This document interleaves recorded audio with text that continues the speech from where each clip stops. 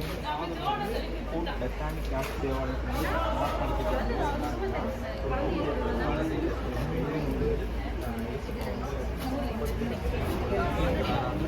ஒரு சந்தேகம் வருது. அப்போ வந்து எழுந்தேற்றப்போ வந்து ஏசப்பா உடல் வந்து அவங்க உடலாக சுத்தமாக மாறுது.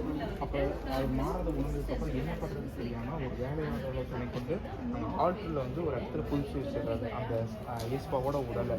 இப்போ என்ன ஆகுதுன்னா இந்த விஷயத்தை வந்து அவர் யார்ட்டையுமே சொல்லலை. இது அவர் என்ன சொல்கிறாருன்னா தன்னோட இறக்குற தருவாயில் வந்து இந்த விஷயத்த வந்து சொல்கிறாரு. அப்போ தான் எல்லா மக்களும் அங்கே வர நம்பிக்கையாக வர ஆரம்பிச்சிருக்காங்க. மக்கள் வந்து அங்கே வர ஆரம்பிக்கும் போது இந்த விஷயத்தை வந்து ரோமுக்கு எடுத்துகிட்டு போகிறாங்க. இந்த மாதிரி உண்மையிலே இந்த மிராக்கள் நடந்திருக்கா இல்லை வந்து ஏதாவது ஃபேக் நியூஸ் அந்த மாதிரி ஒரு விஷயமா நடக்க ஆரம்பிச்சு. அதுக்கப்புறம் வந்து போப் ஜூலியஸ்ங்கிறவர் வந்து இதுக்காக ஒரு கமிஷனை வந்து உருவாக்கி உண்மையிலே இந்த ஃபேக்ட் நடந்திருக்காங்கிறதுக்காக இன்வெஸ்டிகேட் பண்ண ஆரம்பிச்சிருக்காங்க.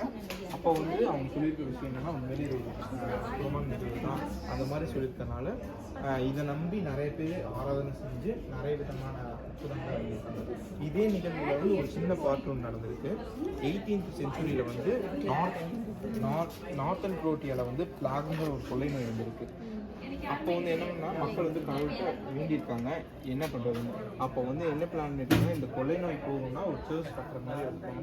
அப்போ அதை பற்றி நினைக்கும் போதே அந்த நோய் வந்து போக ஆரம்பிச்சு நினைக்கும் போதே நோய். ஆமாம் அதுக்கு ஆனால் கட்டுறது வந்து 1994 ஆயிடுச்சு. 18th செஞ்சுரிக்கும்